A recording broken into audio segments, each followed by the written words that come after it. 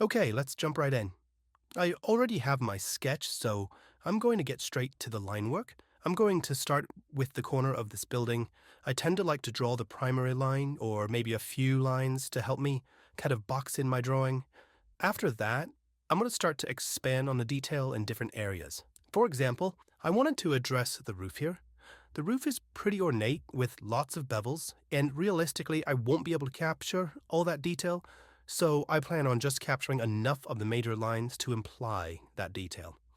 One thing you'll notice is that this building is going to have a lot of straight lines. What's great about urban sketching is that you do not need to have a steady hand and draw perfectly straight lines. It's really all the character that comes through with rough line work. Now, since I did put down a pencil sketch ahead of time, my line work will be a little tighter than normal. But outside of that, I do have some tricks when trying to draw a straight line freehand. And sometimes what I'll do is I'll draw a more of a dotted or dashed line, as you can see here. And that just allows me to make subtle corrections on my line as I'm drawing it if needed. On the next line, you might see me stop partway through and then gesture a phantom line. This might seem unusual, but it helps me get the feeling of how I need to move my hand and my wrist before drawing that rest of that line. The reason for this is that I am not moving or rotating my paper around. Since I'm filming myself, I've decided to keep my paper stationary so it's easier on you. But if I wasn't filming, I would actually be rotating my paper to make it easier for my hand to draw the lines at the correct angles. Also, you might notice that I will sometimes add two dots down on my paper, one at each end of the line, to help me visualize the length of that line, and then it's just a matter of connecting those dots. Sometimes it's easier to draw a straighter line when you have that visual cue. You probably won't see me do a lot of that here since I have the pencil sketch down, but typically I will do this when I'm not working with a pencil sketch. I'm going to start adding detail to the entryway of this building, and as you can see, it has some more detailed molding similar to the roof detail. And right below some of that molding, you might notice some intricate woodwork. I like the character that this adds to the building, and I wanted to make sure to capture it. And for this detail, I'm just going to go ahead and drop down a series of dots to imply that intricate woodwork detail. Spacing the dots consistently is important for the desired effect. However, I want to remind you that I've sped up this video a little bit, so I'm only going as fast as I feel comfortable. The mistake that a lot of beginners make when drawing is going too fast. Don't be afraid to slow down. Be deliberate with your pen strokes. Over time, you might develop a quicker pace, but in my opinion, speed is the last thing you should worry about when you're drawing. Now, you may have noticed that I added an extra awning to the front of this building.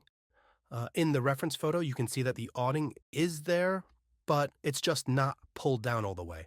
I like the way the second awning kind of balances the building, so I decided to take some liberties with my drawing, and I added it in. Now at this point, I am going to focus on some of the windows in the entryway. One thing you might notice right away is that I'm drawing each line that boxes in my window separately. This ensures I'm drawing a straight line. If I were to try to draw the square window shape with one connected line, I would have a lot of trouble making those lines look straight and look like they're in the correct perspective. I also want to point out that these windows are pretty detailed, which is not surprising for this building. I know I'm not going to capture every line or every edge of the windows, but my goal here is to get the major shapes drawn and add enough line work to imply all that detail.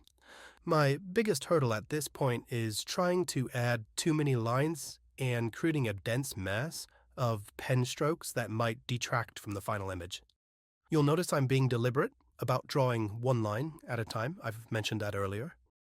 That is to say that I'm lifting my pen after each stroke.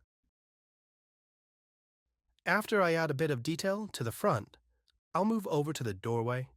I do make a bit of a mistake here, but as I've said in other videos, most of the time no one's going to notice your small mistakes. Instead, they're going to see the entire image as a whole. Now, as I move up to the windows on the upper floors of the building, I'm going to speed up this video a little more. These are all redundant, but I do want to mention that you will notice that I'm drawing all of the windows on the same floor, generally at the same time. This just helps me with drawing the perspective lines easier. You'll notice that my underlying sketch doesn't really have a lot of perspective guides, so making sure I have the right perspective on each window is going to be critical. And by drawing all of the windows at the same time, I can make it easier to keep everything in that same perspective. Now you can watch as I finish up these windows. And as you can see, I've moved over to the stairs on the side of the building. I want to point out that if you look closely, you can see that I originally attempted to draw all of the steps in my pencil sketch, but I erased them. The reason I erased them is that they didn't follow the correct perspective. At least I wasn't satisfied with the original pencil sketch. And because it looked off, I decided to erase it and just trust that I would get closer to my perspective when I started to do the line work with my pen. As you might have noticed, these steps have a railing on them. I kind of like it when my sight studies have interesting detail like this. It just adds a little bit of depth and character. And the way that I'm approaching this railing is to press a little more firmly with my pen and go over the line a few times just to thicken it up. Okay, now that I've drawn the steps, I'm satisfied with the result. I know the perspective's not perfect, but it's much better than my original pencil sketch. I'm going to go ahead and speed up the video again. And as I draw out the rest of these windows on the side of the building, you'll notice that I'm kind of drawing them all together, just like I did on the front of the building. Again, this just helps me keep those windows aligned and in perspective.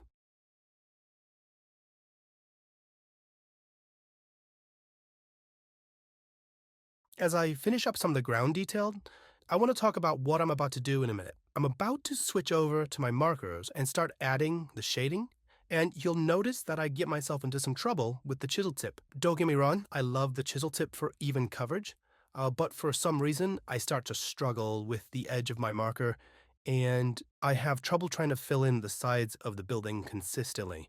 You'll notice that I make an initial stroke, I have to go back and fix it several times. It's about that time that I've decided to switch over to the brush tip. And that's just because it's easier for me to be more flexible with that stroke width, especially on the side of this building when I have a lot of variable gaps to fill in.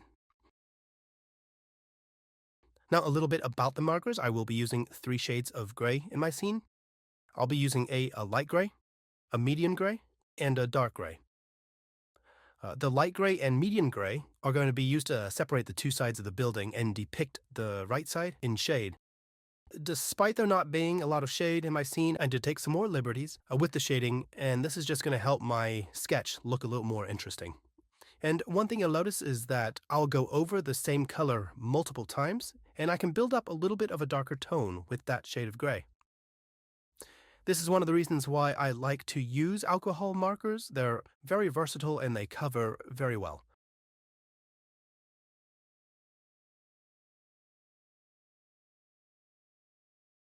Eventually, you'll see me move over to the darkest shade, the dark gray. I primarily use the dark gray just to add that extra bit of contrast to my scene. It just, in my opinion, makes things a pop a little more. Then that's it. This is my finished sketch. I hope you all enjoyed this one. If you haven't, please give us a like and consider subscribing.